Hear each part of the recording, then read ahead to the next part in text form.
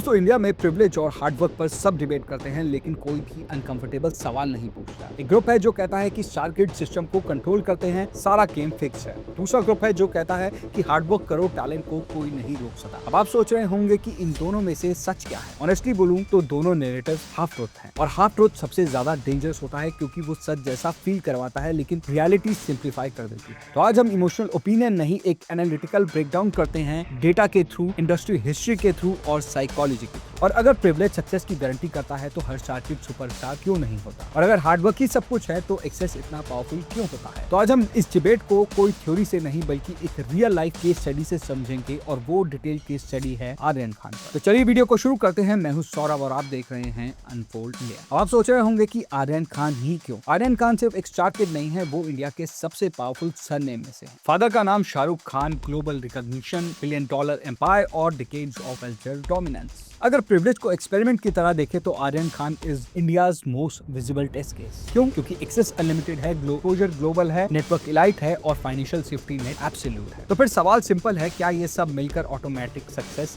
बनाते हैं, या फिर ये प्रिविलेज सिर्फ एक एंट्री टिकट है, गेम जीतना अलग चीज होती है। सबसे पहले दोस्तों प्रिविलेज को डिफाइन करते हैं, क्योंकि लोग प्रिविलेज को सिर्फ पैसा समझते हैं, जो कि एक सबसे बड़ी गलती है। प्रिविलेज की 5 लेयर्स होती हैं। पहली है फाइनेंशियल कैपिटल, यानी कि रिस्क लेने की फ्रीडम। दूसरी है सोशल कैपिटल, राइट लोगों तक डायरेक्ट एक्सेस। तीसरा होता है कल्चरल कैपिटल, यानी कि इंडस्ट्री का ग्रामर समझना। Fourth is reputational capital, surname का ब्रांड वैल्यू। और लास्ट इज साइकोलॉजिकल इंसुलेशन, यानी कि फेलियर का लो कॉन्सिक्वेंस। और आर्यन खान के पास ये 5 लेयर एग्जिस्ट करती हैं, तो थ्योरेटिकली चांसेस उसके फेवर में आते हैं, बट हाई ऑड्स गारंटी नहीं होते, हाई प्रेशर भी क्रिएट करते हैं। प्रिविलेज की एक हिडन कॉस्ट होती है दोस्तों, और उसका नाम है एक्सपेक्टेशन इन्फ्लेशन। जब आप अननोन होते हो तो आपसे 0 एक्सपेक्टेशन रखते हैं लोग। जब आप शाहरुख खान के बेटे होते हो तो कंपैरिजन डिफॉल्ट सेटिंग बन जाता है। आपकी बेसलाइन एवरेज नहीं होती, आपकी बेसलाइन लेजेंडरी होती है, और यहीं से इक्वेशन चेंज हो जाती है। प्रिविलेज अपॉर्चुनिटी देता है, लेकिन प्रेशर परफॉर्मेंस को डिस्टॉर्ट कर देता है। और एक फैक्टर है हाइपर विजिबिलिटी, यानी कि नॉर्मल स्ट्रगलर 100 ऑडिशन फेल करे तो कोई नहीं जानता, लेकिन शार्किड एक पब्लिक अपीयरेंस करे तो ट्रेंडिंग टॉपिक बन जाता है। आर्यन खान का नाम एक्टिंग से पहले भी हेडलाइंस में आया है, और पब्लिक नैरेटिव उसके करियर से पहले बिल्ड हो चुका था। जब नैरेटिव पहले बन जाए तो आइडेंटिटी बाद में स्ट्रगल करती है। अब बात करते हैं दोस्तों टैलेंट वर्सेस एक्सेस के ब्रूटल ट्रुथ की।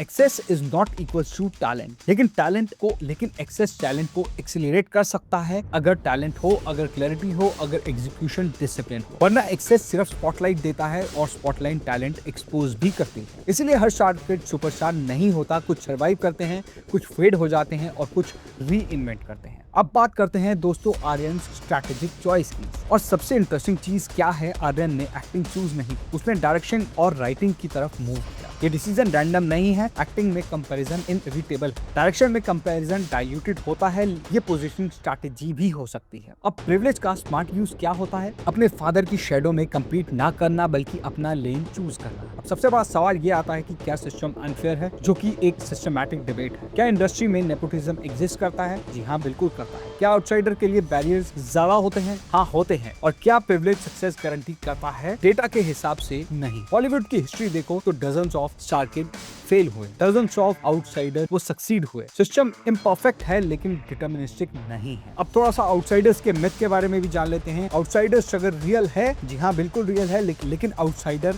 सक्सेस इम्पॉसिबल है? नहीं। शाहरुख खान टेलीविजन से फिल्म में आए, अक्षय कुमार नॉन फिल्मी background, Nawazuddin Siddiqui theatre struggle, और सबसे इंपॉर्टेंट राजकुमार राव और आयुष्मान खुराना। इन लोगों के पास एक्सेस नहीं था लेकिन डिफरेंशिएशन था। अब ये समझना इंपॉर्टेंट है कि सक्सेस फॉर्मूला लीनियर नहीं होता। तो फिर फाइनल इक्वेशन क्या है? Success is equals to access into skill into timing into market fit into public perception. अगर एक भी वेरिएबल 0 हो तो आउटकम कोलैप्स कर सकता है। प्रिविलेज सिर्फ एक्सेस मल्टीप्लायर है, स्किल्स और पब्लिक अप्रूवल इंडिपेंडेंट वेरिएबल है। अब इस सब को साइकोलॉजिकल एंगल से भी समझते हैं। एक और लेयर इग्नोर नहीं होती दोस्तों, जो है आइडेंटिटी बर्डन। जब आप खुद को डिफाइन करने से पहले दुनिया आपको डिफाइन कर दे तो ग्रोथ स्लो हो जाती है। आर्यन की जर्नी सिर्फ करियर की नहीं, नैरेटिव कंट्रोल की भी है। तो क्या प्रिविलेज अनफेयर एडवांटेज देता है? जी हाँ, बिल्कुल देता है। तो क्या वो सक्सेस गारंटी करता है? नहीं। क्या हार्डवर्क अलोन ही काफी है? हर बार नहीं। रियलिटी अनकंफर्टेबल है, लेकिन सक्सेस एक मल्टी वेरिएबल गेम है। आर्यन खान का केस हमें ये सिखाता है कि सरनेम एंट्री दे सकता है, लेकिन